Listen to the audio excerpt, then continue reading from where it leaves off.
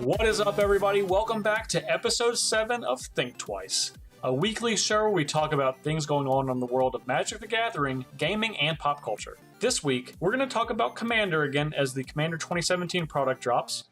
We're going to go back to part 2 of Story Circle Nicol Bolas and talk a little bit about Game of Thrones that we missed over the last few weeks. Also, you can check out patreon.com/mtgthinktwice for ways to support the show.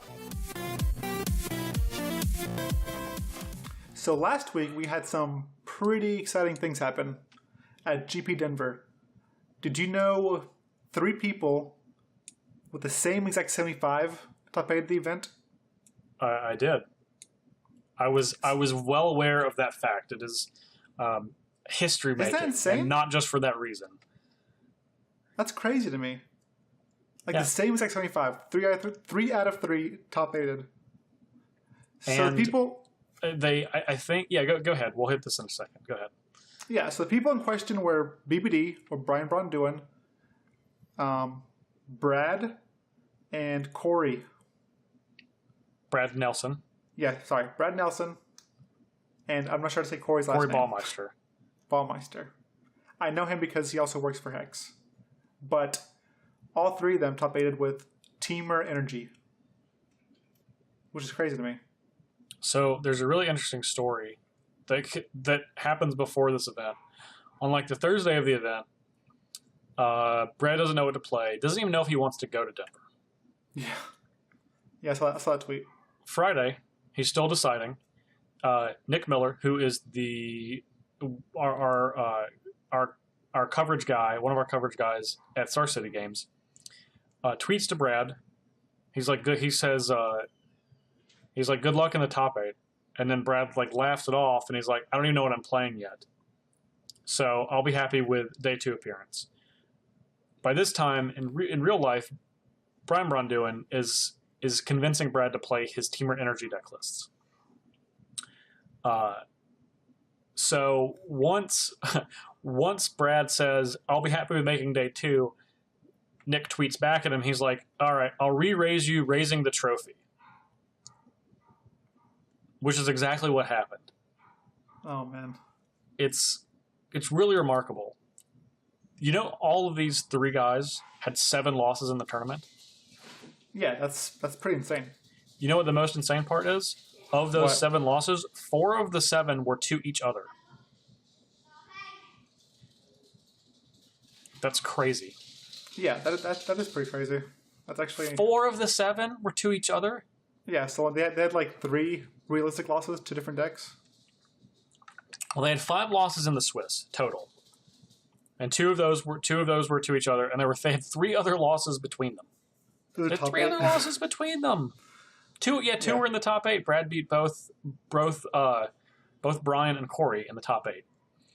I think, you know, this is something that has been said before and should get said again, but I think Brad Nelson is the greatest standard player in Magic history. I agree with that. He's called that for a reason.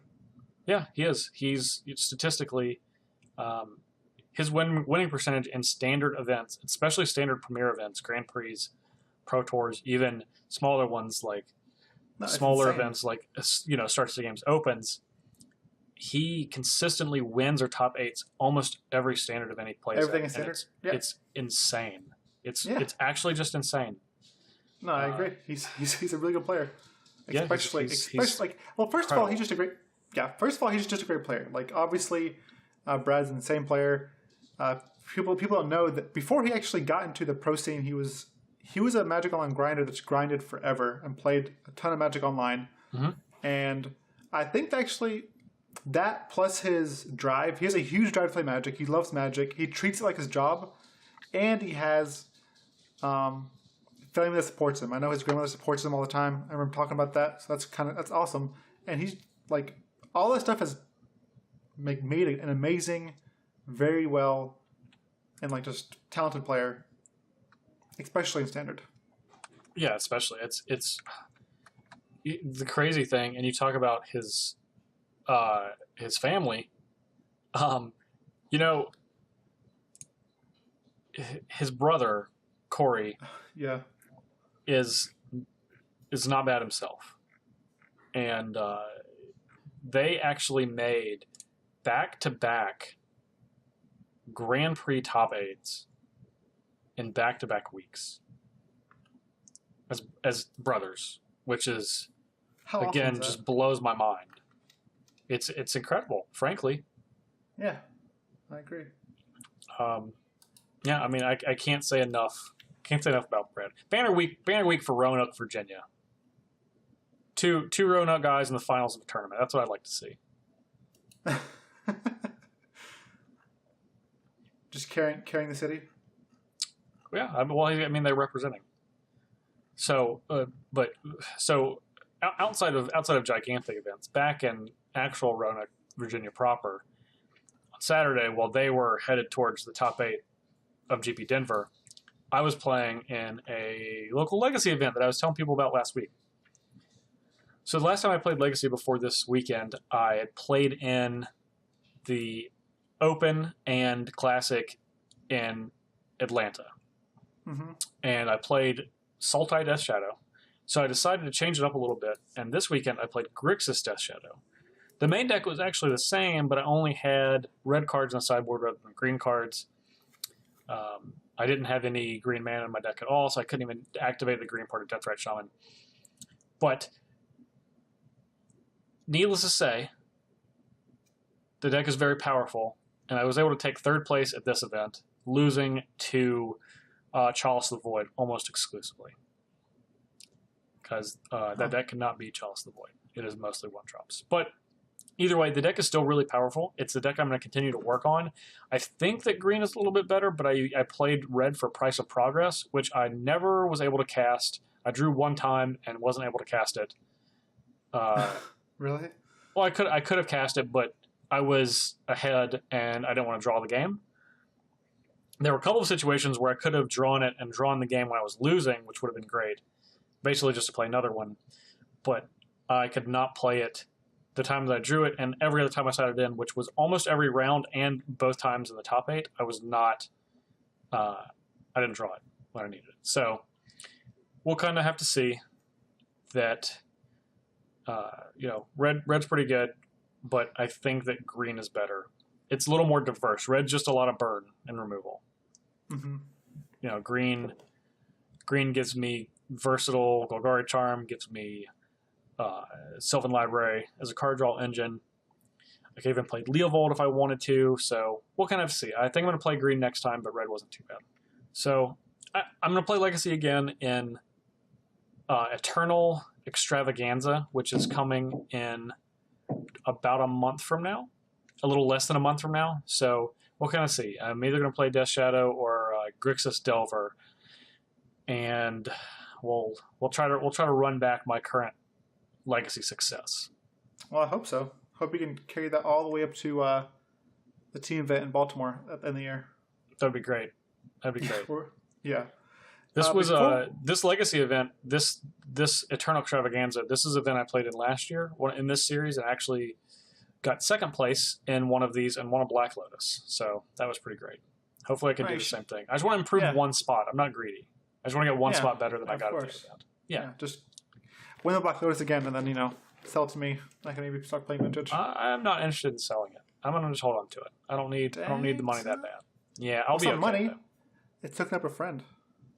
Well, you can borrow it if you want. Oh, thanks. All right, that's good. That's good enough for me then. Yep. Okay, so before we head off, I was supposed to say something real quick. Sure, go ahead. I did say I confused Brad's brother Corey with Curry Burkhart. So Corey Burkhart is the one that works for Hex, not Brad's brother Corey. So I just want to apologize for that. I'm sorry.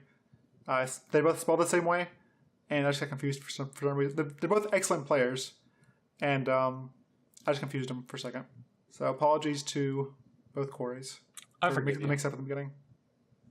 I forgive you. I think they'll forgive you too. I think they'll find it in their heart. All right. Okay, guys. That's it for this week. Well, that's it for last week, not this week. We still have a lot to go in the show. Next up, we're actually be talking about the Commander 2017 product that comes out today and what you can do with it in the future.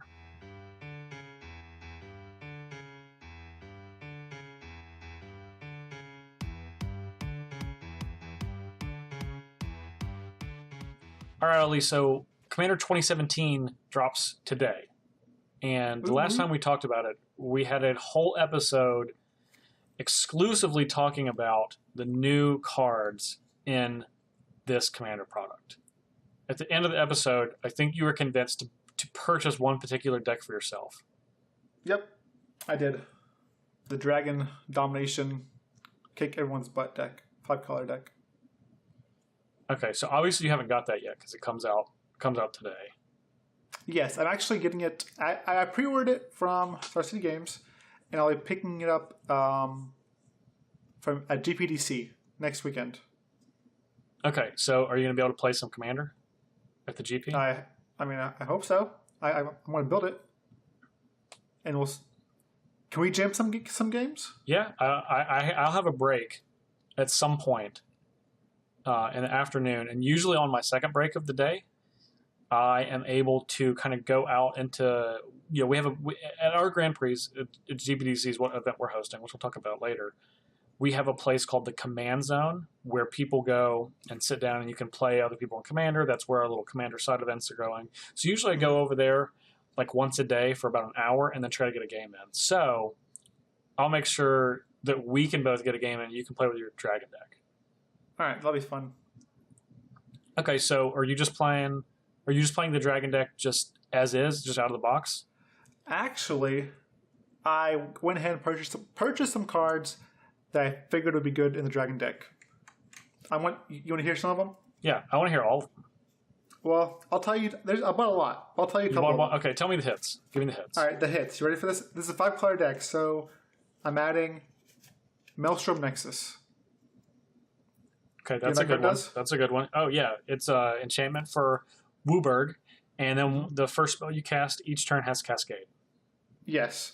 And Nice. for those that, for whatever reason, don't know, Cascade just lets you, the first spell you play each turn, you get to Cascade for X or less, where X it's 1 less than the converted mana cost. So if you cast like a Primeval Titan, you get Cascade for spells that cost 5 or less. Oh, cool. But you will not be casting Primeval Titan and Commander because it's banned. That is true. All right, next one is a dragon. It's Runehorn Hellkite. Okay, this is a 5/5 for 1 in a red, and it has flying. No, 5 in red. 5 in a red. What did I say? 1 in red. Yeah. Sorry, a 5/5 for 5 in a red with flying, and you can pay 5 in a red and either sacrifice it or exile it. Yep, exile it from your graveyard. Exile it from your graveyard, and then you Wheel of Fortune? Each player, discards. Yeah, each player discards their hand, draw 7 cards. Yeah, you Wheel of Fortune. So that card's pretty awesome, too. Yeah, then I got another dragon. This one's pretty exciting, too. This one's way sweet. It's called Scourge of the Throne. I'm familiar with that one. All right, so it's 4 in red. It's a 5/5. It's flying. And it has a mechanic that I've never seen anywhere else called Dethrone. Yes. Yeah, it's from Conspiracy. Yeah, so I didn't play. I've been playing Commander for a while. But anyways, Dethrone says, whenever this creature attacks the player with the most life or tied for the most life, put a +1/+1 counter on it. But wait, there's more. Whenever Scourge of the Throne attacks for the first time each turn, if it's the attacking player with the most life or tied for the most life, untap all attacking creatures. After this phase, there's an additional combat phase. So if one of my opponents has just 5 life higher than whoever, I can basically just kill them because I'm attacking with dragons. Yeah, you're not attacking for no small potatoes here. No, big ones. Only big, sizable potatoes. Okay, so then I have spells to help me cast my dragons. Okay. Obviously. Do you know what Urza's Incubator does? Do I know? Yes, it is from Urza's Destiny. It is an artifact for 3, and when it enters the battlefield, you choose a creature type, and creatures of the chosen type cost 2 generic mana less to cast. Yeah, so it's going to help me cast my... Guess what I'm naming with that card. Wizard. No. Cat. No. Vampire. No, dragon. You're close. Oh my gosh, that was going to be my next one. I was going through all the tribes. Another one, I have Dragonarch. Okay. Not a specific dragon card, but it pretty much is. Yeah. Yeah. It's cool, though, because so it costs 5, it's an artifact, and you can pay 2 and tap it to put a multicolored creature card from your hand into play. I thought it was cool. Because it's basically like Quicksilver Amulet, but a lot cheaper to activate. Mm-hmm. It costs more on the front end because it costs 5, but instead of the Quicksilver Amulet for 4, but it's still pretty powerful. It's still cheaper. Well, cheaper overall. Like it is cheaper overall. 4-4. Yeah, it's cheaper overall. Yep. And then I got Prismatic Geoscope, which is that's a great. I was hoping you got that one. That's like one of my favorite cards. Yes, Prismatic Geoscope. That was actually a Commander versus preview card for last year for Commander 2016. Fun fact. This card is sweet. I'm so excited to play with this card. Okay, so tell us what it does. I interrupted. All right, so it's a 5-color artifact. Comes into play tapped. Man, 5 cost artifact comes by tapped. That's crazy, right? But wait. Yeah, that's it. That's all it does. Tap it. Add X mana and any combination of colors to your mana pool, where X is the number of basic land types you control. So if you have like Wooburg, you can tap it, add 5 blue, or you can add Wooburg, add whatever you want. It's kind of sweet. Yeah, this is a pretty close analog to Gilded Lotus, which everyone knows is a really powerful card. Yeah. If you're playing a 3 or more color deck, this thing is basically Gilded Lotus. You can't use it on the first turn since it comes into play tapped, but once you untap with it, it can make any color of mana, not just a single color like Gilded Lotus does. And if you have 4 or 5 colors in your mana base, then it's making more. Yep. So I have that and Bloom Tender, which basically do the same thing. Yes. Yeah, exactly the same. Well, Bloom Tender counts colored mana symbols on permanents you control, not basic lands. Yes. But these both work very well with a card I love called Door to Nothingness. So... Yeah, we talked about Door to Nothing. Yes. You don't need to pre-order one of those. I'm sure you had that. Yes, but yeah, I not pre-order one of those. But the next card, I have 2 more cards. 2 more cards. Okay, I'm done. 2 more. All right. Dragonstorm. Okay, only appropriate. Yes, cost 9 mana. Search library for a dragon card, put into play, and shuffle your library. Has Storm.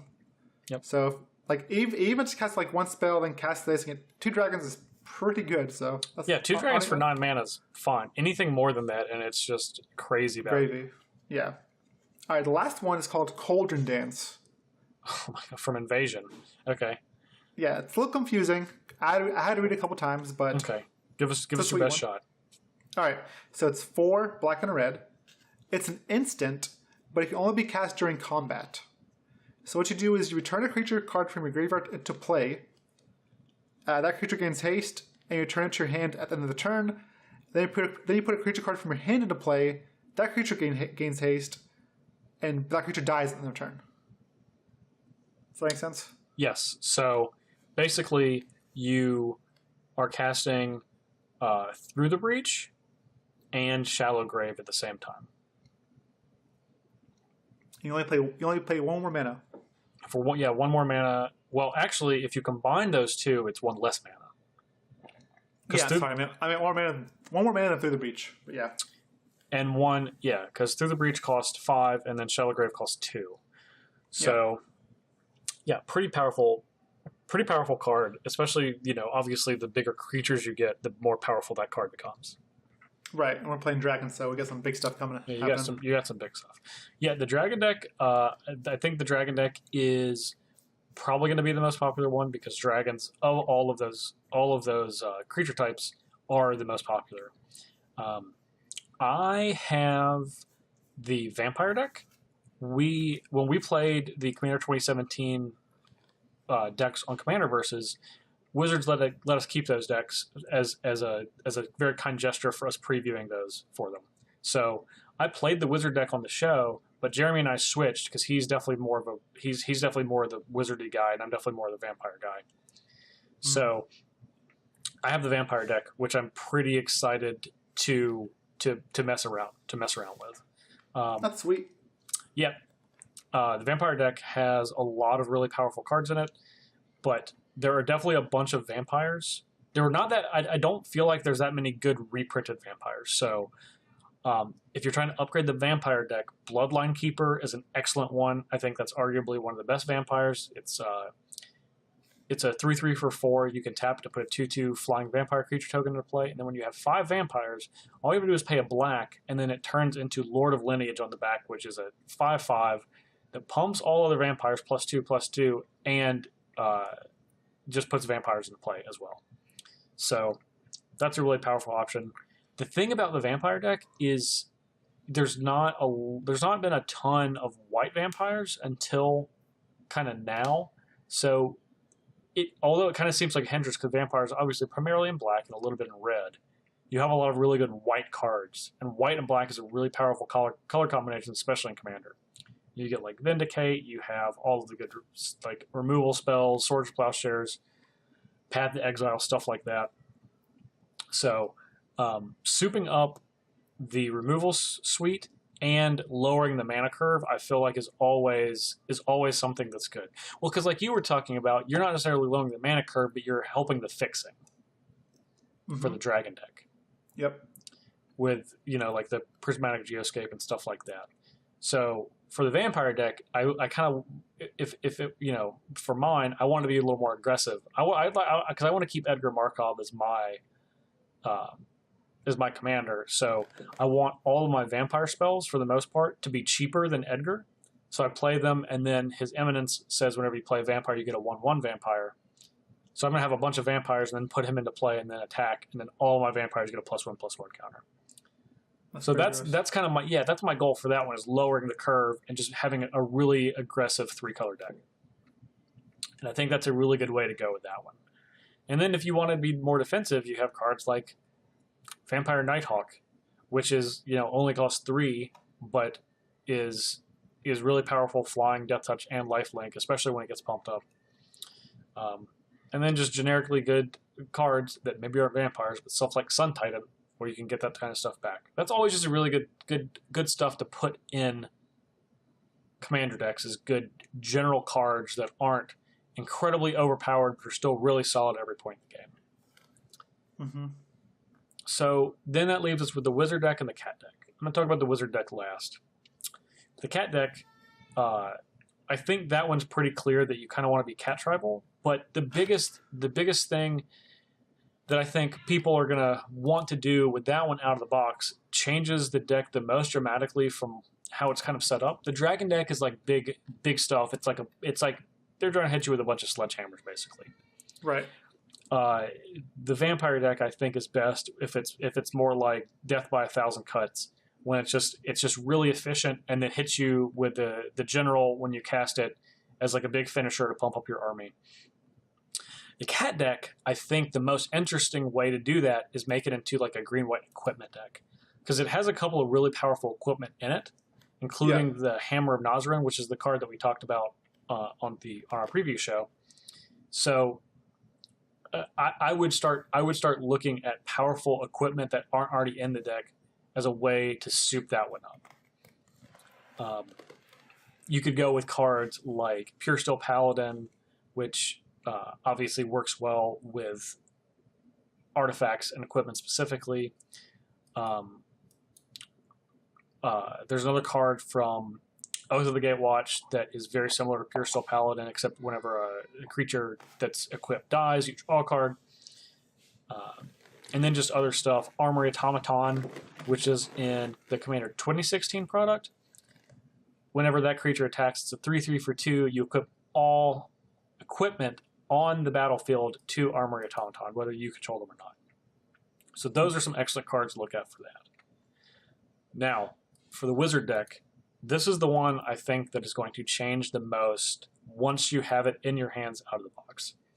I don't think the Wizard out of the box deck is super great, because individually, all of the commanders that it has in it, the new legendary creatures, are so powerful. They're all Grixis Wizards. And you could really do all sorts of crazy stuff with each of them. Marisol the Pretender, whenever you play it, you exile something from your hand or graveyard, put a cage counter on it, and then Marisol has all the activated abilities of that. That's something we covered in our previous show also, where there's all sorts of crazy stuff you can do with that. My favorite one, Kess, allows you to have instant sorceries cast from your graveyard. You don't have to target them once each turn. and of course, Inala lets you trigger a bunch of enter the battlefield abilities from wizards. So Inala is really cool if you have Conspiracy or Xenograph, which are definitely excellent upgrades to those decks. The biggest upgrade to the Marisol deck is probably something like Sensei's Divining Top, which it lets you do that, once every turn. It's just a good commander card in general. And then Kess, you definitely just want to play a control deck with that one. And I already talked about buyback cards, Forbid and Capsize. So when you cast them out of the graveyard, they go back to your hand, which is just crazy value.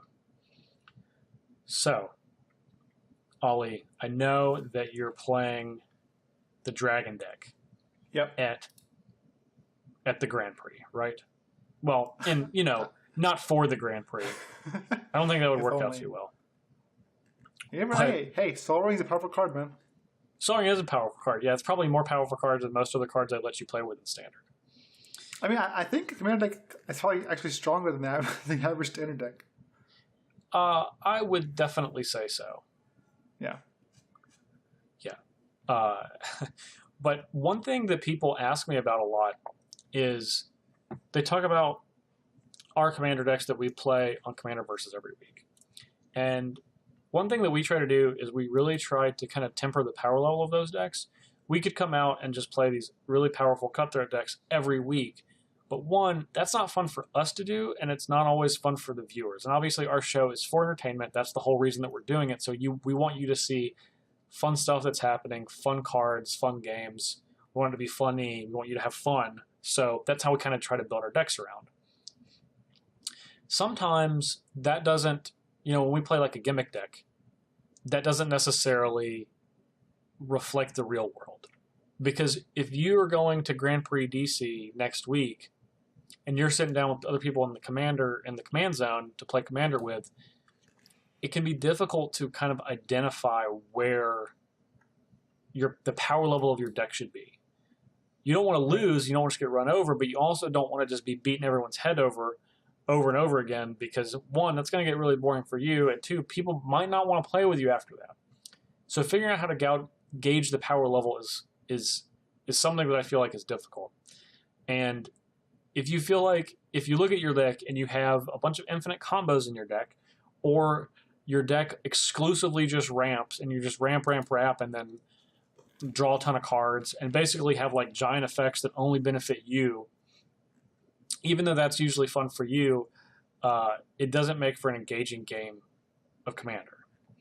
Yeah. The big spells of those are the ones that are either Will the Council or ones that the other mechanic does hey, help me contribute if you want. What's that? It's it basically says if you want to pay mana for the spell, you can, and you can also get the effect. Yeah. So that's there's a few of those. There's Join Forces, which is the blue one is called Minds Aglow. And it costs a blue, and then anyone can pay any amount of mana into it. And then when you do, every player draws that much card, whatever the amount of mana that was put into it. Yeah, I like those cards. Then there's another one that's basically the Tempting Cycle. So the red one is Tempting Vengeance. It's X in red, and it says put X, 1/1 elementals with haste on the battlefield. And then each other player can do it too if they want to put that many XX1 elementals with haste on the battlefield.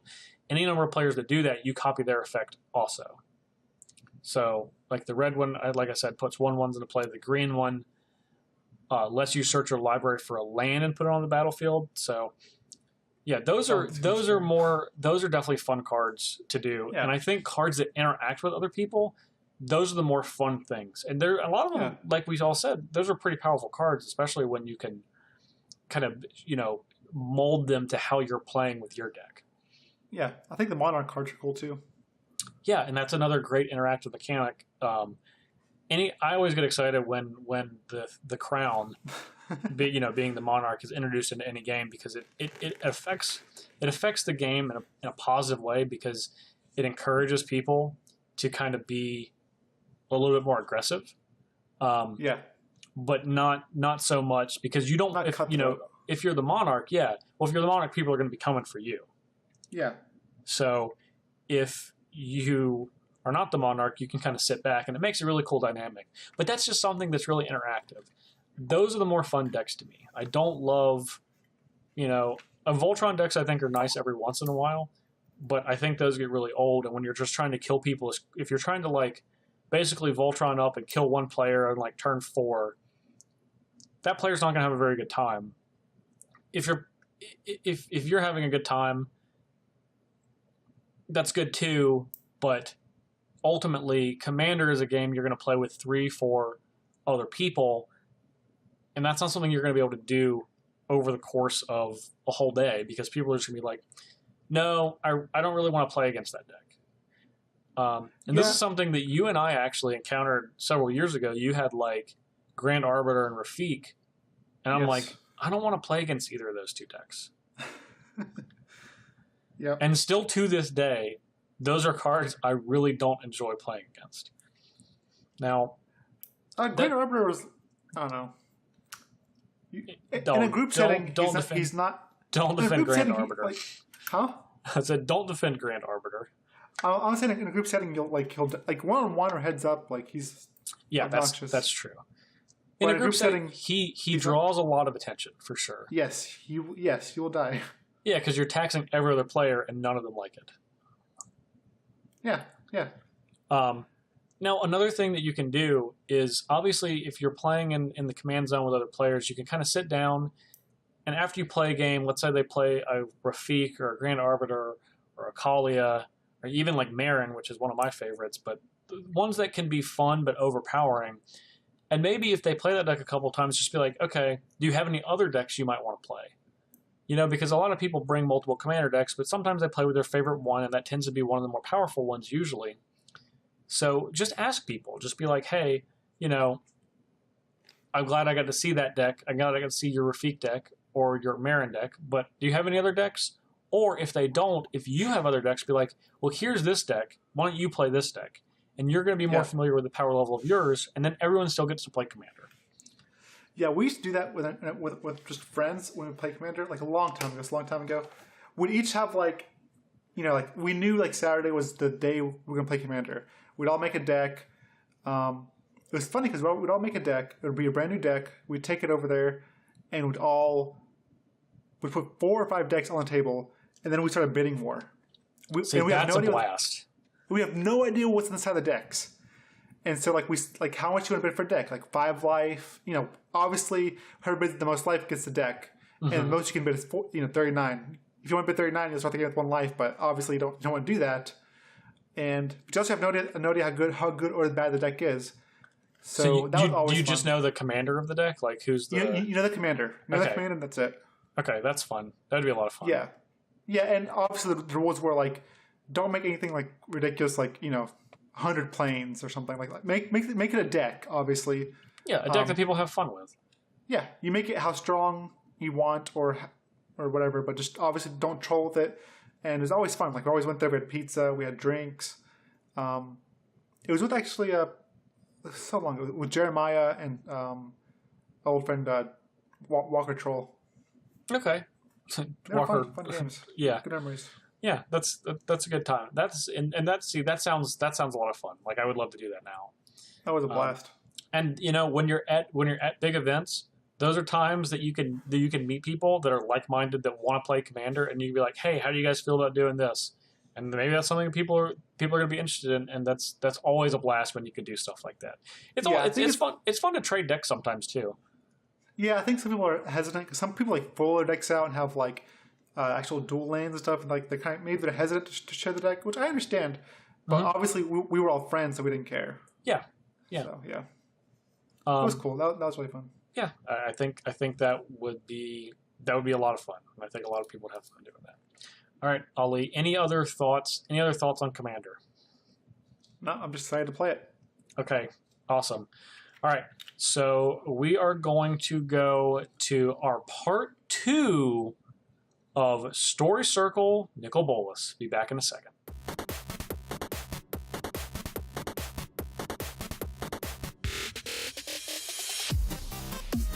All right, so I'm casting Story Circle, and this time I'm naming Nicol Bolas Part 2. So you have protection from Nicol Bolas Part 2 if you play a white? Yes. Okay. All right, well, don't activate the white because we got a lot to talk about. That is true. Where do we end up last? Okay, so when we last saw Nicol Bolas, he was absorbing all of the power from the maelstrom that was happening on Alara as the planes were all converging. He was battling with a Johnny. A Johnny makes a mirror image of Nicol Bolas. They battle each other, and Bolas kind of vanishes and goes off to wherever he is and leaves Alara. Yeah, so Johnny basically extracts Bolas' soul. They both bite each other's necks, and then Bolas planeswalks. Correct. So now in the story, we don't really hear from Bolas directly for a little while. But that doesn't mean that Bolas is not involved, because at this point, on Alara, Bolas has picked up two very important helpers, or minions in his case, in Sarkhan Vol and Tezzeret. So, who do you want to start with? Sarkhan or Tezzeret? Let's do Sarkhan. Okay. So Sarkhan, Bolas, for some reason, is interested in what's going on with the Eldrazi on Zendikar. Yes. At this point, the Eldrazi are still trapped in the Eye of Ugin. So he becomes intrigued. He goes to the Eye of Ugin, studies it, and leaves. And once he goes, he's like, okay, we want to make sure that nothing happens to this unless we want it to happen. So he sends Sarkhan to the Eye of Ugin to make sure that nothing bad happens to it. That's what he told him. That's what he told him. Yeah. Now, of course, Bolas lies to everyone at all times. He knew from when he battled Ugin, from Fate Reforged, something about the Eldrazi, because the Eldrazi had been locked up from before then with Ugin, Sorin, and Nahiri. And that's a story that we'll tell another time. Yes. So what he really wanted to do was send Sarkhan there to make sure that there was a third planeswalker to ultimately be able to unleash the Eldrazi. Now, we don't know why Bolas wants to unleash the Eldrazi. We don't have a clue. All we know is that he wanted them out, and he needed to send Sarkhan as the third planeswalker because he expected two other planeswalkers to go to the Eye of Ugin, and then that would be the three, just like it were the three initially, Sorin, Nahiri, Ugin, to open the Eye and release the Eldrazi. Yes, the key component was he really needed Chandra to be there for sure. She was the key component because he needed her to cast the Ghostfire, which is a Ugin spell basically, to start the chain or to unlock the puzzle and release the Eldrazi. And Chandra ends up casting Ghostfire, and in a chain reaction, since they're battling, it unravels the lock that was on there that Ugin had put, and the Eldrazi break free. Yes, but not before Jace followed Chandra there to see what she was up to, which is, of course, what Bolas was prepared for as well. Yes. Jace was the third component to the puzzle. The Chandra and Sarkhan pie as they were battling. Jace shows up. All of their magic gets mixed up. Chandra casts a Ghostfire spell, and then the events of Zendikar, the block, and, of course, Rise of the Eldrazi unfold. Again, we don't have a clue, even to this day, why he wanted the Eldrazi out. Nope. It's so weird. It's so weird, because he literally let them out. He didn't come back and check up on them, or fight them, or aid them. He just released them, and that's it. Yes. So, that's one other great force in Magic, the Eldrazi, that Bolas is not only interested in, but wants out and available, maybe? Who knows? Yeah, out and about. Out and about for sure. Yes. Okay, so that handles one minion. Minion number 2, Tezzeret. Formerly Tezzeret the Seeker. Yes, now he's Tezzeret. Agent of Bolas. Agent of Bolas. So, we see that Bolas not only is interested in Zendikar and the Eldrazi there, he also is very familiar with the Phyrexians, as obviously the Phyrexians were on Dominaria for a long time, which is a plane he's extremely familiar with. Yes. Yes, so he was interested in Mirrodin. Well, he knew about Mirrodin in general. Like, Karn created Mirrodin. Again, different story. But he was just super interested in the war, what was going on. So he sends his boy, Tezzeret. He's like, hey. Yeah, the war between the Mirrans, the native Mirrans, and the Phyrexians that have kind of have I don't want to say invaded because they actually ended up being there a while, but have kind of are starting to rise to power and then battle for the plane. Yes. Yep. And the Phyrexians came from Dominaria, from off Karn. Again, another story. That's where they came from originally, the oil. So he sends Tezzeret there to observe and see what is happening on New Phyrexia, basically. Correct. He says, don't intervene, don't do anything, don't kill anybody, don't steal anything. Just observe for me. Just watch. Yeah, watch, listen, and tell me what's going on. And tell me what's happening with the Phyrexians, like who's becoming leader, who's not becoming leader, where's power going. That's all I want to know. Yep. So, yes, but his ultimate, he did have one more task. He was told to delay the rise of the central leader for as long as possible. So basically, he wanted to make sure that whoever was going to take the place of the leader of Phyrexia, of New Phyrexia, he wanted that war to drag out for as long as possible. He knew it was going to inevitably happen, and that the war was going to end, and predictably that he knew that the Phyrexians would ultimately win, because essentially they always do. Yeah. But he wanted to make sure that it didn't happen for as long as possible. Again, we still don't know why. Yep, and the person that ended up taking power, or has the most influence right now, will end up being Elishnorn. Yes, which was the White Praetor, the Grand Cenobite, as it stands. Yep. Now, okay, so on one hand, we have one of the great forces in the magic world, which are the Eldrazi. And on the other hand, we have the other great magic force, force in the world of magic, which are the Phyrexians. Mm-hmm. Bolas super interested in both of these. Yes. Why? We don't know why. We don't know why. He wants their power. He wants to be as strong as them. Who knows? Potentially. Who knows? I mean, he's going after literally the strongest things in the multiverse that we know of. The Phyrexians, or Phyrexia, and the Eldrazi. Now, one thing we talked about last week was we know that Bolas wanted Ugin to be dead, essentially, right? Yes. And, of course, over 1,000 years ago, Bolas and Ugin fought on the plain of Tarkir. Ultimately, Bolas defeats and kills Ugin. Now, I feel this had to have been some sort of plan in the making, because Ugin was definitely a part of making sure the Eldrazi were locked up. We know Bolas learned from Ugin about the Eldrazi. That's when he found out about them.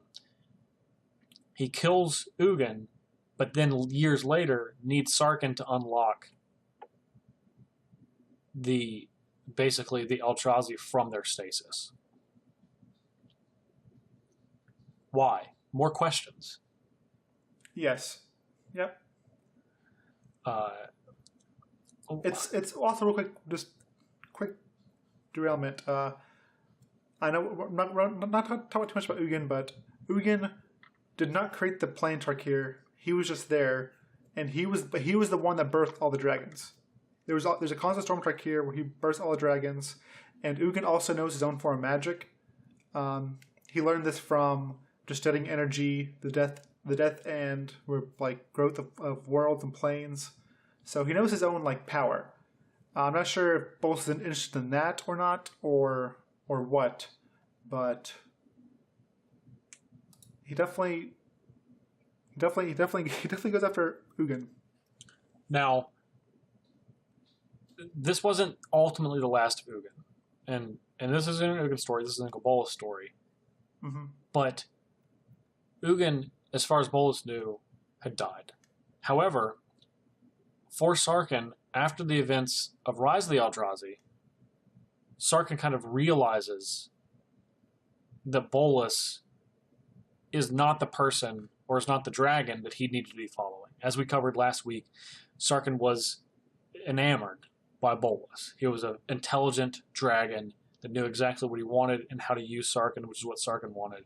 Uh-huh. He realizes afterwards, Sarkhan, that he doesn't need to be following Bolas. So he goes out and hunts for other dragons, which of course he hears of Tarkir, goes to Tarkir, hope of dragons, finds none. Found bones. Finds bones, finds nothing. Yeah. Finds Khans that have taken over and killed the dragons long ago. So, and again, we're not going to go back into the full story of this, but ultimately, Sarkhan goes back in time and travels to the moment where Bolas and Ugin fought, and Bolas ultimately kills Ugin.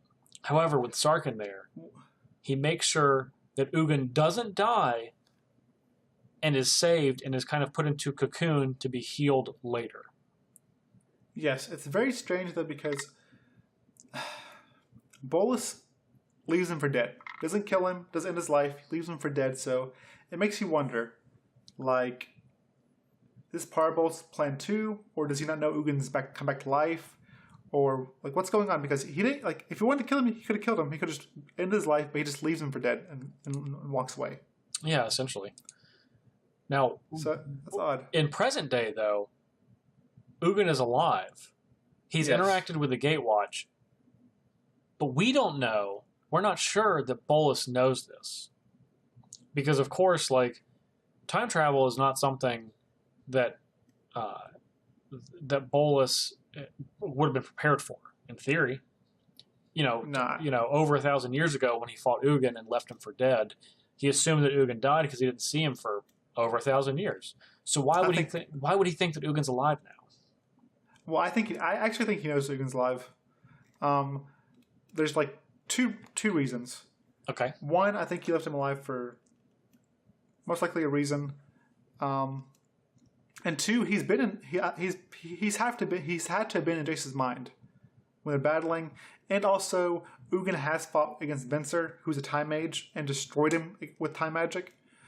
So Bolas did. Bolas just yes, Bolas beat Venser, or not Venser, Teferi. Teferi. Yes. Teferi in a battle of time magic. Sorry. Yeah. So he's again, we said in the beginning, Bolas is master of blue, black, and red mana, and we say master, he's a master of it. Just because all three doesn't mean he's like, he's a jack of all trades. No, he's mastered all three parts.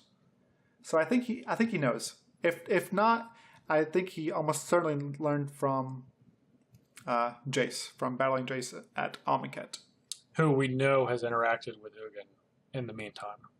Yes. Okay. So this brings us to kind of present day events. Yep. On the plane of Amonkhet. Now, when we talked about Bolas last week, we went over him going to Amonkhet right before the mending happened, right before planeswalkers lost their godlike abilities. Yes. Now Bolas has come back. He returns. He summons the 3 insect gods that he had kind of bended to his will. Defeats the gods of Amonkhet, defeats the Gatewatch, and then we find out a very, very interesting thing that the 2 people that we thought originally were following Bolas, which were Tezzeret and Sarkhan. We've already covered Sarkhan. We know that Tezzeret, roughly directly before the events of Amonkhet, had gone to Kaladesh. And Bolas created an army of undead warriors with Lazotep, which is a bluish, almost impenetrable metal-ish thing. It's what they've used for armor on all of the Eternals that have been raised. We Yes. know on Kaladesh, which is where he sent Tezzeret presumably after Mirrodin, to find some, I don't want to say trinkets, but to find some powerful technology, essentially. And what we know Bolas has now through Tezzeret is the planar bridge, which is an invention that someone made that allows non-planeswalkers to travel between planes. Yes. So, and traditionally, zombies can't do that. Also, zombies are brainless. With Lazotep, they're able to maintain their abilities and their powers. And Lazotep, again, is a type of metal, and which could allow the zombies to travel easily through planes, which is why Bolas wanted these specific zombies. yes. So, Bolas has an army, an undead army. Bolas has the ability to have things that are not planeswalkers travel through planes, as well as X other, pieces of technology that Yes. Tezzeret has from Kaladesh. Yep. So, what do we think that Bolas is doing? That's a good question. I mean, like, zombies are a great way to fight Phyrexians, right? Maybe? Presumably. They look like think they can fight a lot. Yeah, I don't know. It's weird. Like, he has an army of zombies. We do know he's go back to Dominaria where the mending happened. Yeah, and now we know as human beings that Dominaria is an upcoming block in Magic. It's going to happen after the Ixalan block. Mm-hmm. Story-wise, obviously that hasn't been addressed yet. Yeah. But why? What is he going to do? I don't think he wants to fight the Phyrexians. He has no necessary, he doesn't necessarily have a reason to. Nope. But he's certainly making an army for something, and he knows that the Phyrexians, it is kind of their nature to want to spread their rule and the Phyrexian oil to as far as they possibly can. Yeah, they're basically fanatics. Yeah. But Tezzeret wasn't the only minion that Bolas had. Nope, we found a new one, Amaleket. So after Bolas, defeats the Gatewatch, makes them all run away, and he's basically done. He's like, hey, all the gods are dead. Hazra is running away with her people. He stands there, and then who appears? Ral Zarek. Oh, our good buddy who we thought was a good guy, Ral Zarek. Yep. Now, Ral seems kind of like an insignificant character if you're not following the story of Ravnica. Ral is kind of working with Nicol Bolas and the Izzet Guild, and has interacted with Jace when Jace has returned to the plane to act as the living guild pact, which he is. Essentially, he's the mediator between all of the different guilds, all 10 of the guilds on Ravnica. The other thing is obviously Jace is a planeswalker, Ral's a planeswalker. Nicol Bolas has asked Ral to create essentially either a machine, we're not exactly sure what it is, but it is a device that tracks what ultimately we know are planeswalker abilities entering and leaving the plane of Ravnica.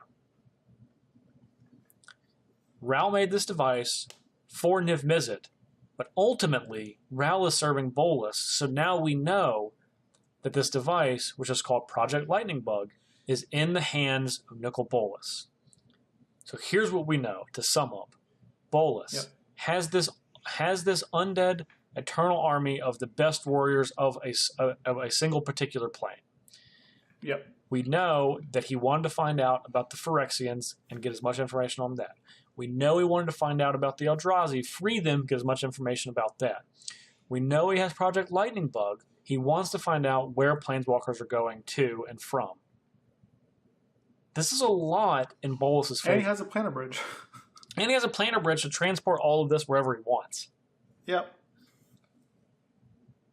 Is Bolas going to be unstoppable? I don't know. We saw him dancing, basically. Not dancing, but very happy at the end of Amaleket because he was like, he's apparently very close to getting back his stolen power. So. Yeah. he certainly was acting like it when he was battling the Gatewatch. Oh man, you guys, if you haven't read the story, you need to at least read that story. Yeah, and I believe we actually recapped that a few episodes ago on our show, so you can certainly go back and listen to that episode if you haven't heard it yet too. Mm-hmm. But that's where Bolas is right now. The last time that we've heard, currently in the Magic story, they've been kind of going over the different tribes of Commander. I think the Magic story is going to start back up next week. So we will probably start covering that again when it returns, assuming that it's relevant to the current narrative that they're building. Yep. Okay. All right. Ollie, any other thoughts on Nicol B? Yeah. There's always greater power. There, you know what? No matter what fiction you're talking about, that's always been true. Is there a greater power behind Bolas? I'm sure there is somewhere. Who knows? We will have to wait and see. Okay, so we have one more segment today, and we're going to throw up a little spoiler warning because we're going to be returning to Westeros and talk a little bit of Game of Thrones.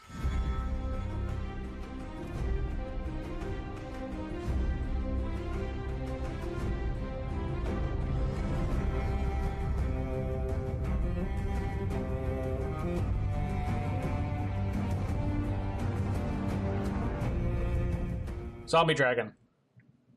There's a zombie dragon. Everyone, there's a zombie dragon. That was quick. That's what I've wanted to talk about all week. Oh my god. Yeah, there's a zombie dragon. Do you think this dragon can breathe fire or breathe ice or just a dragon? I think he's gonna breathe death. Breathe death? Yeah, I think it's gonna be like plague. It's like, okay, so you know how in Magic, like, Liliana has, like, necromancy, like, has, like, plague, like, death power? That's what the zombie's breathing. Death power. Oh, you think so? Yeah, definitely. Huh. Its insides are dead. I don't think it's going to breathe anything. I think it's going to be a zombie. I don't think it's going to be able to breathe ice or fire. I don't know. Well, we're going to have to wait and see. Okay. Yeah. So, Game of Thrones. We're not going to recap the last episode because we've been away for a few weeks. We haven't wanted to talk about Game of Thrones all the time. We don't want spoiler-heavy episodes all the time, but there's a lot going on. Ollie, there's only one episode left in this season. I know. It's crazy. It's in 2 days. Huh. So, I am going to tell you, we're not... I want to take a break next week because I want to marinate the season finale of this season. Happens on Sunday. I want to marinate on it a little bit so we can talk about it in 2 weeks.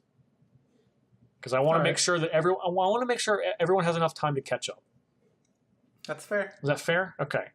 So, one thing I want to talk about is how have you felt about the speed of which everything is happening on this season of Game of Thrones? Because we noticed it early in the season when we were talking about it for a couple of weeks.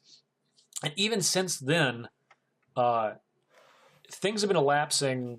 Time's been elapsing a lot faster than we're used to on this television show. Usually, one thing it's actually known for is that things take a tremendous amount of time, but they're not right now. What do you attribute that to?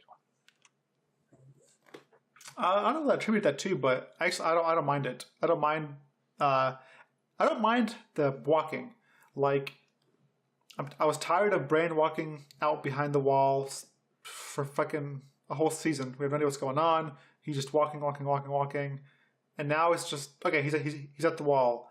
Peter Baelish is here. Sansa's there. Jon is, at Dragonstone. Daenerys is saving Jon. Like, if they wanted to, they could have made us wait like 3 episodes, 2 episodes, and I'm glad that didn't happen. Like, people complaining about, like, this fast travel walking thing, and I think it's great, man. Like, give me, like, the action is fantastic. The story is still good to me, and I don't mind them cutting, like, some things here and there. Like, let me tell you why. When I was a kid, hit me with it. I used to watch Dragon Ball Z. I loved the F out of Dragon Ball Z, but there were times where Goku put his arms up in the air and he would charge that spirit bomb for freaking 10 episodes and finally launch it. And just, God, it's so draining. Like, I'm tired of that. I'm tired of charging the spirit bomb. I'm tired of charging the Kamehameha. I'm tired of all this. I'm tired of people taking three episodes to walk to, next door or whatever, 100 miles, 1,000 miles, whatever. Like, this to me is awesome. You don't feel like that this just is, for lack of a better word, and seriously, no pun intended, bastardizing what we've come to know as this show? I mean, they're really good at long-form storytelling, but with that becomes, we're going to take our time to develop every story, and everything is going to move at a very, not a slow pace, but a realistic pace. Well, here's the thing. The story's done. The story that they're getting the information from is gone. Like, that's true. This is past the book. This is past George R. R. Martin's books. So the information they're getting now, like George told them what was going on, how he wanted to end, but there's no details. There's no books. They're crafting their own thing off of his small words. So this is kind of nice too, because it means like these last books that George makes are going to be great because they'll have all the detail that you want. I guess that's true, and maybe that's where you're going to get your long-form storytelling. I will say this. In the past, I've felt that sometimes this show has been boring. Not as a whole. This is a fantastic show. It's the most likely the greatest fantasy television program of all time in history. But yes, there have been episodes where I've fallen asleep before. Dang, son. I mean, it's just, there's times where it's just like there's a lot of nothing happening, and I can't say the same about this season. There's not been a single episode where anything is drug. It's all bang, bang, bang, bang, bang. Everything's important. Dude, real quick, Amberly and I, this last episode, were sitting at the edge of our seats, screaming when the Night King grabbed that freaking ice dagger and was about to throw it at the dragon. We're like, she grabbed my hand. We're holding hands, looking at each other, looking at the screen. We were like, "Oh my god, no!" So then he kills one, and then he's about to kill another one. He grabs a dagger, and we're like, "Get the F out of there, Daenerys! Fly, go, run!" We were like Gandalf. We were like, "Fly, you fools! Fly, go!" This was, I think I told you this through text when we were talking after we watched this last episode. Is, I think, like one of my favorite small little 5-second portions of the show is after the Night King harpoons the crap out of Viserion, and everyone's reacting. Daenerys is reacting. She's incredibly distraught. Jon is in shock. Everyone else, it's like the world kind of stops. The dragons, the way he's falling, like blood is just gushing out of this dragon. It's gushing. So, but as that's happening, everyone's reacting, except for the Night King. Yeah. And everyone's looking at each other, and then the scene cuts back to the Night King, and it kind of just slowly turns his hand over, just ever so slightly. One of the other White Walkers grabs a second spear and starts bringing it to him. And in that moment, you see Jon and Daenerys, mainly, realize what is happening and what is getting ready to happen. And then they start absolutely losing their minds. Jon telling Daenerys to get out of there. She's trying to get the White on. She's trying to get everyone on the dragon. They're trying to get out of there. It all happens in the span of 5 seconds, but it was absolutely beautiful. It was beautifully shot. Everyone's emotions were perfect.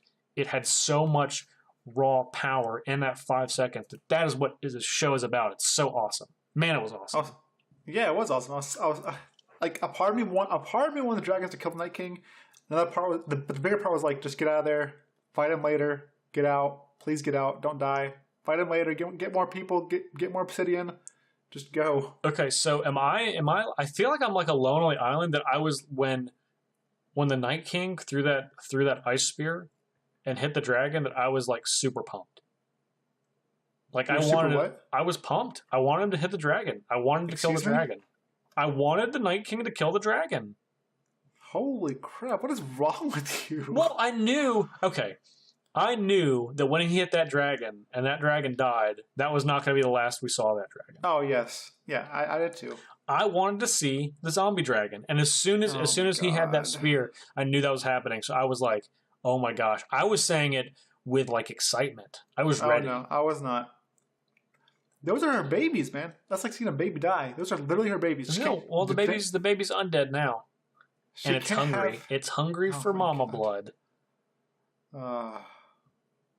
Look, there's a lot of, speaking of death, there's still a lot of characters that are alive on Game of Thrones, more than I think anyone would have thought. One thing this season in particular has been pretty free of is major character deaths, which has also been a hallmark of the show. Fast travel, no one dying. Now, I don't think this is going to be something that lasts forever. Right. But how do you think ultimately that each of the main characters are going to meet their end? All right, we'll do it quick. Okay. Jon. Yep. I think he's going to survive. Okay. You? I think that Jon, at the end of this television show, I think Jon will be alive, but I don't think he doesn't die before then. How about that? What do you mean? I think Jon's going to die and come back again. As a white? No. Or... As Jon Snow. Okay. All right. However, I do not believe Jon sits on the throne at the end. No. I 100% agree with that. I think he's going to be the last one standing. Daenerys. Okay. I think she's going to die. Oh, I think she's going to fall in love with Jon, but I think ultimately she's going to die. I think it's going to be something crazy like her dragon's fighting, maybe they die during battle, and she's like, all right, I have nothing left. I'm going out with my dragon or whatever it is, and she goes hard in the paint, does something epic as F, then dies. Oh, I have my way for Daenerys. Okay, so you know how a little bit ago we were talking about the Justin Death-O-Meter? Mm-hmm. And the Justin Death-O-Meter is basically on a scale of 1 to 10 how much I want each of these characters to die.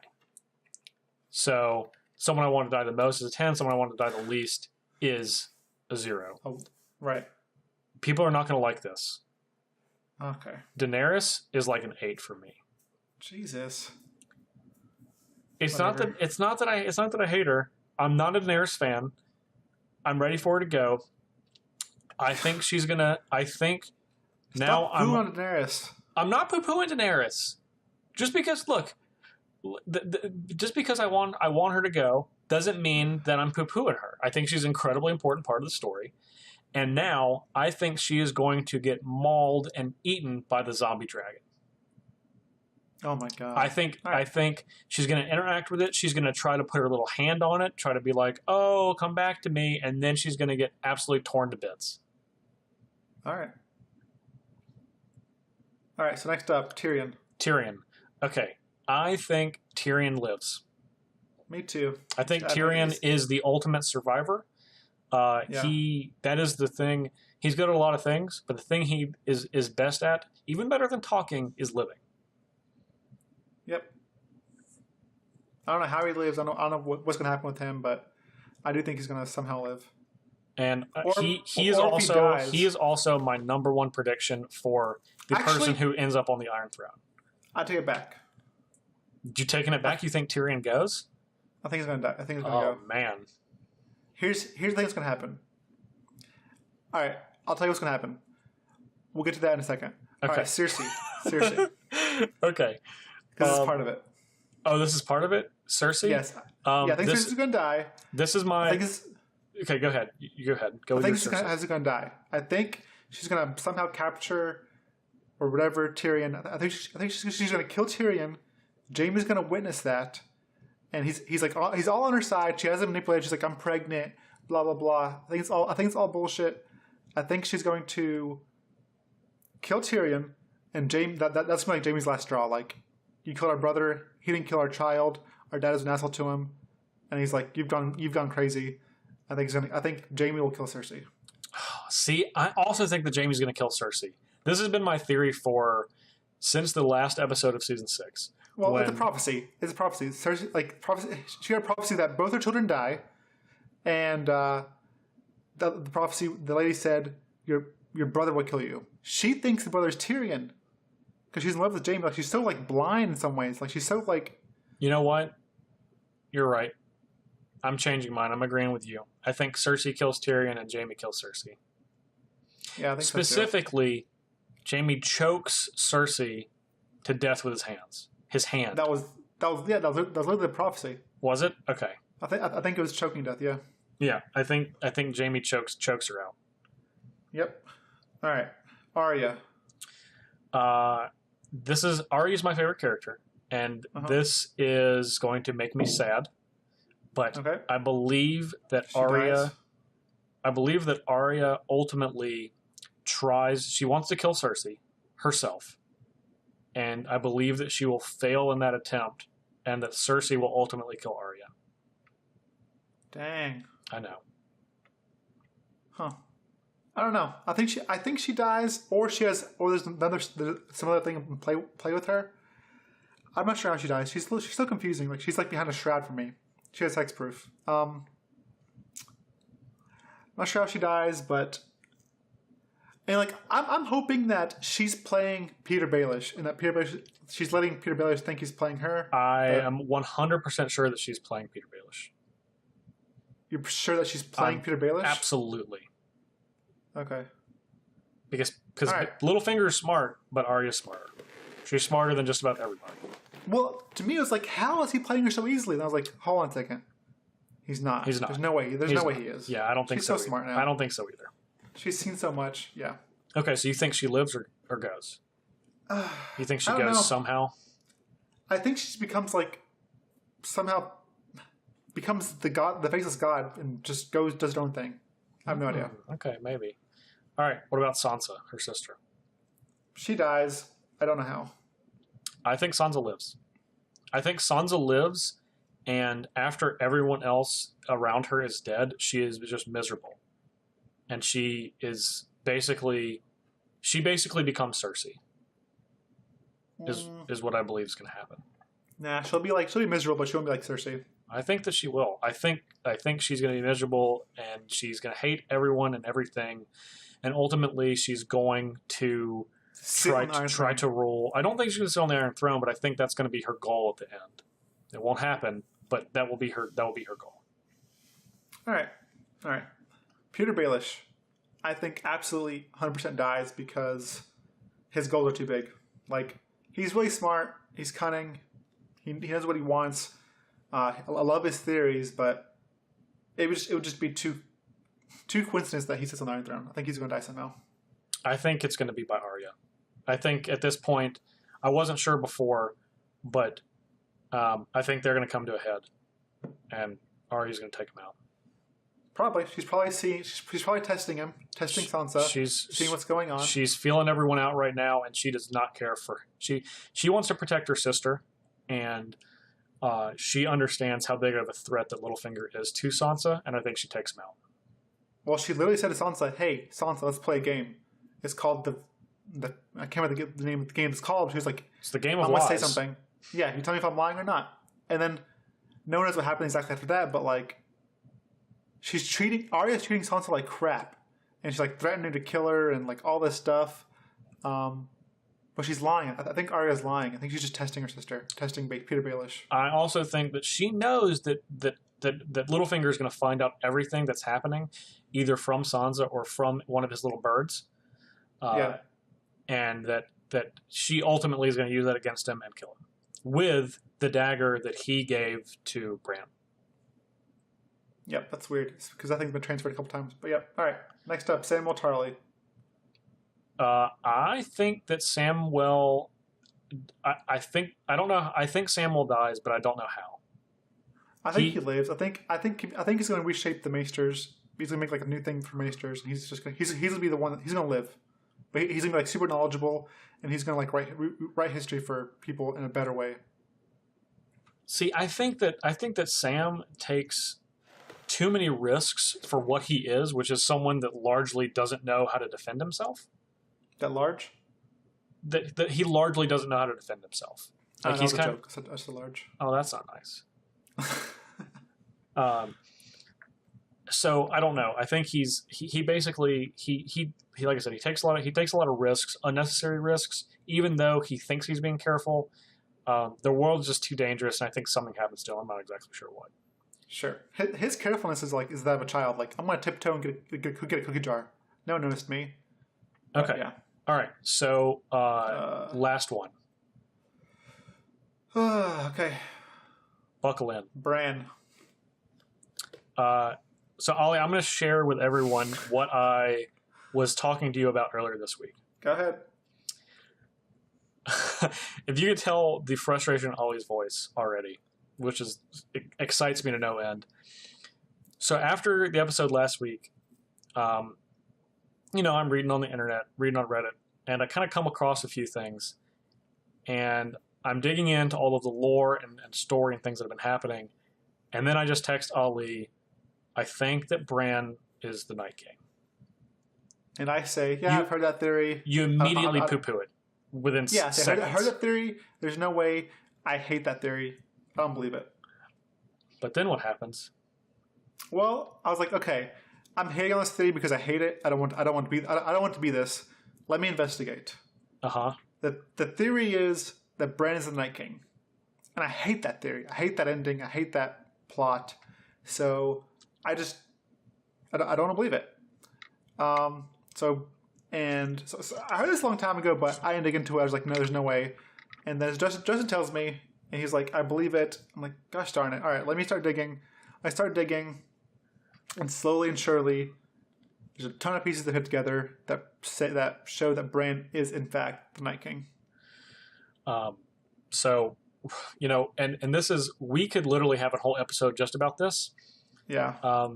One thing, and again, this is something that Ollie and I have talked about a lot, is it has been established in the Game of Thrones universe that time is flat. There are not necessarily multiple timelines. There's not the future and the past. There's one existence, and there's different points in that existence. We know this when the episode where ultimately Hodor dies, and as Bran is trying to get Hodor to save him, he wargs into Hodor, wargs so far into him that he goes all the way back to when he was a child, and is yelling into him, hold the door, which of course Hodor is repeating as Hodor for essentially the rest of his life from that point.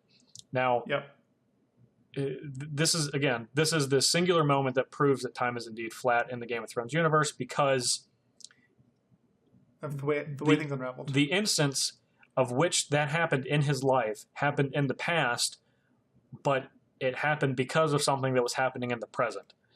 That moment, 100 times out of 100, there's no alternate timeline. This is the only thing that ever happens. This is how everything unravels every time. Yeah, this is a weird time. Like, again, time is flat here. I think it's the hardest time to understand because it's hard to grasp it. But it means like things happen at the same time. Like you can't like alter it.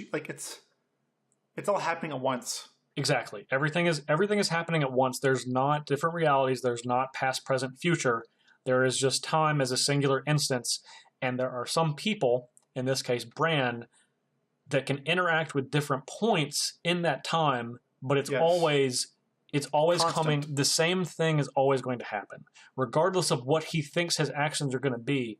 It's always going to be the action that was always going to happen because of him. The ink is dry. Exactly. The ink is dry. It has already been written. Whatever happens has already been written, and it was always going to be written.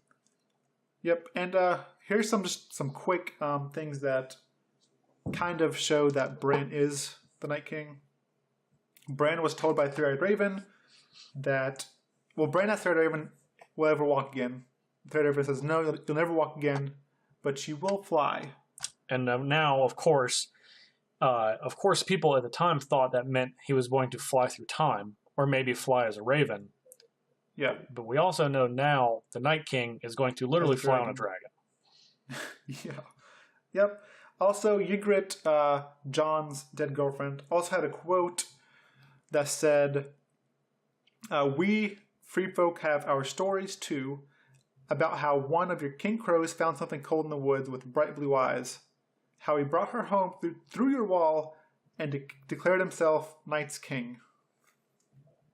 So that theory is also showing that Bran's the Night King. Also, Bran is... It's apparent if you look at the story that weird things happen in time. And it's because Bran has traveled back in time and continuously tried to stop the White Walkers. Yes. That is what he feels like at this time his goal and his purpose in life is. Yes. And it's been happening. For example, we know that the Targaryen, the Mad King, he burned all his people. And that was because what we believe is Bran telling him is, burn them all, burn the White Walkers. But the Mad King just burned them all and burned all his people. Now, of course, same thing. Yeah, we know that the Mad King essentially heard in his brain what Hodor heard him saying, hold the door. Yeah. And Bran, in the same instance, to try to prevent the White Walkers from continuing to flourish, told the Mad King, burn them all. Talking about the White Walkers, but of course, there's no context for what anyone knows outside of what Bran knows. Right. So then he tries to travel back in time to prevent the White Walkers. And if you guys don't know, the person that built the wall, his name is Bran the Builder. He's actually the original Brandon Stark. Yeah, his name is Bran the Builder. Who Bran is named after. Yep. So, but it's actually just Bran. He built the wall. And he said, make sure there's, in the way he makes sure he'd always live, he said, there must always be a Stark at Winterfell. Always, always, always be a Stark at Winterfell. And that's how he made sure his birth would always continue. So he's built. So when that didn't work, when the wall didn't work, and he learned that he eventually becomes the Night King or whatever, we believe he travels further back in time to try to stop the children. Just try and stop the children of the forest from making the first Wyatt. The reason the first Wyatt exists is because the children of the forest were fighting humans, and they were losing. So what they did was they created the Night first King, White Walker, which was the Night King. Yep. Which ultimately ends up being the Night King. Yep. And we think Bran goes back there and is like, hey, tries to convince the children of the forest not to do it, and then basically becomes the Night King himself by being the person's mind. So what obviously we think that he tries to go into the human as he started as a human that ultimately became the Night King, or at least stop the children of the forest from pushing the dragon glass into that human that ultimately turned him into the Night King. When that happened, as he was watching that, he watches the dragon glass get pushed into the heart of the human, and Bran immediately tightens up as though the dragon glass is getting pushed into him. Now, of course, at the time, it just looked like he's just reacting to anytime you see someone get hurt, if you see someone like get like hit in the shoulder, you hold your shoulder, same thing, but it's more than that. It's not just that he was tensing up because he saw something; he felt it himself. After that happens, after he finishes warging, Bran is laying in the exact same position as the human that had the dragon glass pushed into him that ultimately became the Night King. Yes, and also in that scene, we never see the face of the person that the dragon glass is being shoved into. Like we see the dragon glass being shoved into From the back, the human, but we never see that human's face, how tall he is, what he looks like, or anything. Correct. And even now, if you look at the Bran and the Night King, they're wearing very similar garb. Like their clothes are very similar. It's crazy. So ultimately, Bran can get lost, and the original three-eyed, well, not the original, but the last three-eyed raven told Bran you shouldn't stay too long. You shouldn't try to interact because then, bad things can happen. Bad things for you. Ultimately, I think that Bran is going to try to go back to stop the Night King, ultimately get stuck in the past, and then becomes the thing that he is trying to stop, which is he ends up being the person that gets the dragon class pushed into him. Because we know, again, in the past when Bran's warging, he can walk just fine. His body is not crippled. He is Bran at his full strength. And we know that non-human entities can interact, and even some human entities can interact with him in some places. When he's talking to, when he goes back to when Jon Snow was born, he tries to communicate with his dad, Ned. Ned can't see him, but he hears something, and he turns around and essentially looks directly at Bran, even though he doesn't know what he's looking at. Yeah. And the last thing I want to say, Jojen had the power of green sight. The Three-Eyed Raven had the power of knowing everything. And then a White Walker normally is undead. They're powerful. They're strong. But why is the Night King so strong? Like, why does he have all these powers, all these special powers that, that he has? It's because the children wanted to make a regular White Walker. They want to make the ones that you see fighting whatever, like the ones that don't have magic. But once they turn Bran into a White Walker, he has all these powers. He has the power of the Three-Eyed Raven. He has the power that Jojen had, and now he's also undead. He's a warg and a greenseer. Yes, he's a warg and a greenseer, and he has the power of whatever the children gave him by making him the Night King. He has all these powers. And that's why he's more than a White Walker. And the children didn't intend the White Walkers to wipe out everything because they just want to be a zombie to kill humans. But now it's Bran, and Bran is probably vengeful or upset that the children turned him into the White Walker. And that's why he goes back. You see him kill the Three-Eyed Raven and kill the children. He's just upset now because the way he tried to stop, he became. Yep. And it's all because he maybe blames them. I have no idea, but... And he knows, even, and you're saying well, why is Bran trying? Why is the Night King trying to kill Bran or fight Bran or find him? Well, that's the thing. We know that Bran, as it's happened in his physical human life, all of the things have happened. If Bran is indeed the Night King knows that he has to do everything that happened to make sure that Bran becomes him who is the Night King. So he has to go through and do everything. And when they interact, when he goes to the forest, or the tree in the forest where the Three-Eyed Raven is, where ultimately they have that battle where the Three-Eyed Raven dies, Hodor dies, and Bran ultimately escapes.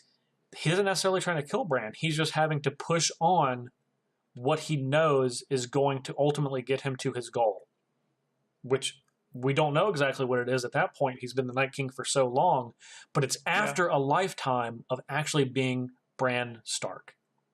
Yeah, who knows? Maybe the Night King's actually trying to do things so that he dies, or he kills the Night. He kills all the Whites. Maybe he's doing all these crazy things, killing dragons, killing people, turning people. Maybe he's actually trying to kill himself. Who knows? Now, and remember what we talked about when we were talking about the colors of magic and how they related to the Game of Thrones characters? Neither of us believed the Night King to be black. Even though he has the power of necromancy, that's a mechanical thing. I don't think the Night King is necessarily doing evil. No, he's not black at all. He is simply just doing. He is doing what he believes is nature's will, and he is just trying to push that forward. Yeah, we basically said the Night King, I think, was green. We said he's like nature. He's certainly green. I thought he was Bant, personally. Yeah. Intelligent, well organized, and certainly a force of nature in himself. So yeah, all right. I think he's just blue green. But anyways, okay. So obviously, for those of you that have not heard that theory, we're dropping a pretty big bombshell. You guys should absolutely let us know what you think of that. At jparnell1 on Twitter, at Ali Aintrazi on Twitter. let us know what you guys think of the theory of Bran being the Night King. I'm all in on this. I definitely think this is the case. I'm 100% in. My heart's racing just from talking about all that, so it's pretty crazy. Yeah, because you know now. It's depressing. So yeah. I talked to before we go off of this last night. As some of you guys know, Stephen Green, my co-host on Commander Versus, is my roommate, and Stephen is one of the most well-read people that I've ever met, if not the most well-read person. He reads a ton of books, and he's read obviously all of the Game of Thrones novels long ago, years ago. And I told him last night, I was like, dude, Bran is the Night King, and he had the exact same reaction you did. He was just like, no, he's not.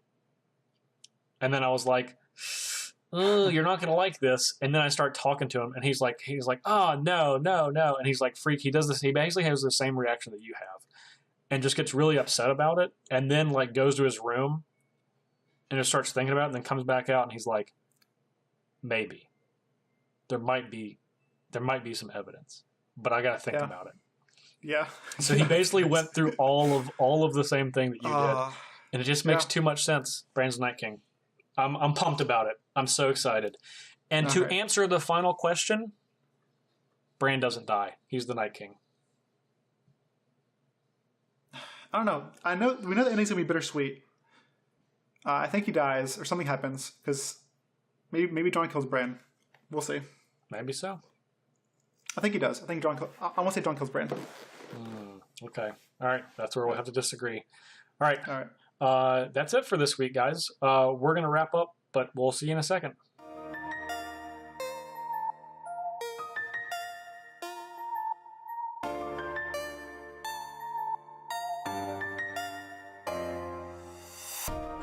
Okay, Ali, next weekend, both of us have exactly one thing going on, although it's going to be different levels of fun for each of us. Yes. GPDC. Yes. So next week, I am going to be working the Star City Games sales booth, which is something that I'm in charge of for the company, at Grand Prix Washington, D.C., and you will be playing in the standard Grand Prix at the GP. Yes, and I still know what I'm playing, but yes. Standard. Well, I mean, but the tournament starts on Saturday. You have over a week to figure it out. Yeah, I've tried. Joe has tried Approach. He's tried Reanimator. They keep coming short. Yeah. I had to figure it out. We'll see. Yeah.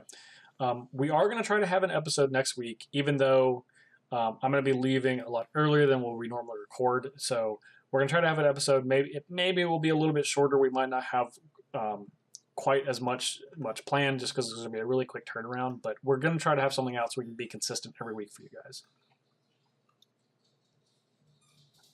Yeah, all right. Ali, you are going to be playing Commander with me, though, right? During my break? Yes. Okay. Yes.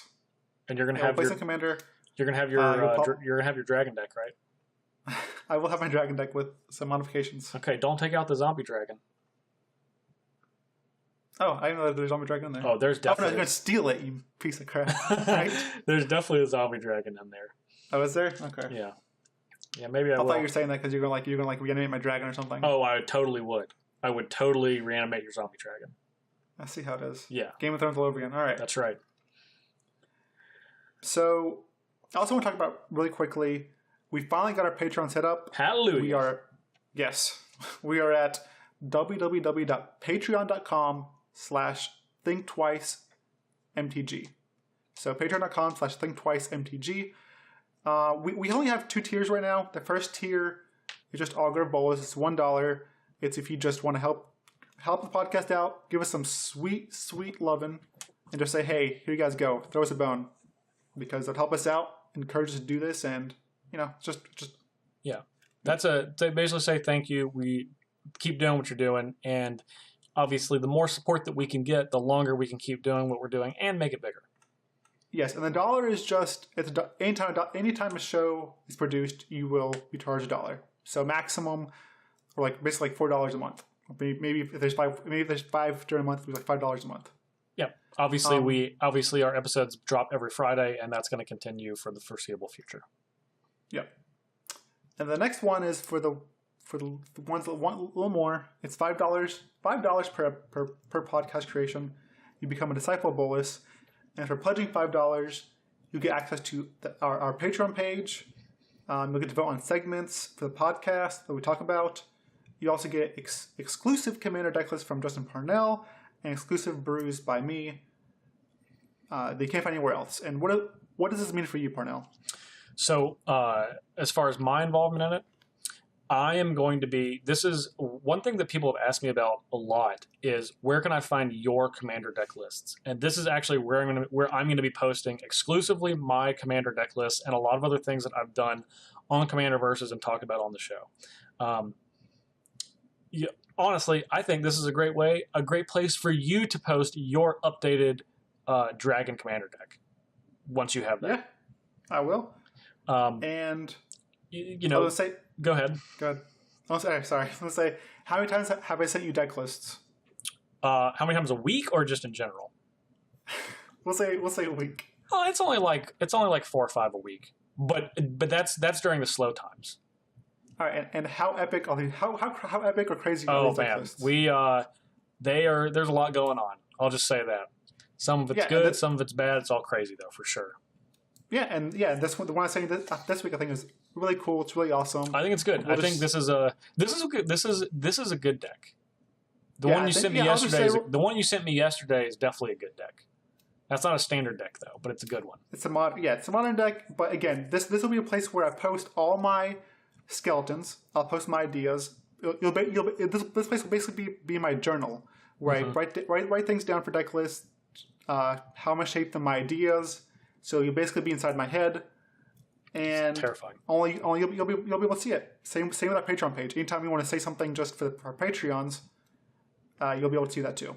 Absolutely. I do like to, as some of you know, I used to be a cube writer for Star City Games. I had my article series called Cubers Anonymous. I quit that and started doing Commander Versus, but I still love Cube, and I probably will post some Cube-related stuff and maybe just some general blog stuff. I do like to write, and I don't have a ton of outlets for it now, so that's probably something I'll do at some point. We're going to try to post, I'll say we'll have probably at least one post a week between the two of us, maybe more. We obviously want to contribute to this so you guys get your money's worth and make it worthwhile, in addition to you supporting the show. And I'll tell you a secret about Justin Parnell you might not know. Justin Parnell and we made our own custom cube a long time ago, and if we get enough people following this, I will try to post a link up. We can download it all and play the cube for yourself. Yes. It's a sweet cube. It's a sweet cube. It's a custom cube. We made all the cards ourselves. And if we get, I'll say a number. I guess if we get 10. If we get 10 people to do Disciples of Bolas, I'll start working on that. All right, cool. All right, you heard. I'll hold to that. So. All right. So yes, guys, 10 please check that out. Patreon.com/Thinktwice MTG. Ali, outside of that, where can people find you? You can find me on gatheringmagic.com. My article comes up every time this podcast comes up, which is Friday. So you can find my articles there. You can find me on Twitter, Twitch, with the respective title, like www.twitter.com or twitch.com/Ali Aintrazi. So it's ALIELDRAZI. Awesome. What about you, Parnell? You can find me also on Twitter at jparnell1 on Twitter. And of course, every Wednesday you can find me on StarCityGames.com and YouTube. I'm the host of the Commander Versus series. So a lot of Commander action. This next week is an episode that I have been waiting for over a year. I'm not going to spoil the theme, but it is something that I've been waiting for over a year, and I'm really excited. So everyone should definitely check that out. In addition to checking stuff out, you can find the show on SoundCloud, you can find the show on iTunes, you can find the show on YouTube.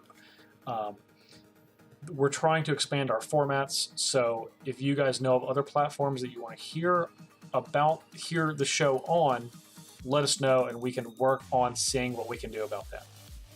Yep, we also have a goal. Actually, speaking of that, we actually have a goal on our Patreon that says if we get we get $100 per podcast per creation, we'll actually start evolving our podcast. We'll make it into a vodcast for YouTube, so you can see our faces, see us talking. It'll be great. So, but we don't want to do that until we actually reach our goal. That's right. Which is again $100 per podcast. Yep. You beat me to it. I was going to talk about that next, but yes. Hopefully we can get that. That actually is one of our goals for the show, and that's what we want to turn it into. If you want to follow the show on Twitter to find out when we drop our latest episodes and things going on with the show, you can follow at ThinkTwiceMTG on Twitter. And if you just want to talk to us directly in a more private setting, you can email us, thinktwicemtg@gmail.com. Mm-hmm. So, Ollie, that's it for the show. I want to give our... We're going to give a shout out to our peoples. That's right. Our special thanks to our director and producer, John Choi, and our graphic designer, Amber West. They both do awesome work. We couldn't do it without either of them. Yes, they absolutely do awesome work. They are great. All right. Ollie, I love you. I said it first. Well, you're too slow. I love you too. All right. We love you guys. Thanks for listening. Talk to you next week.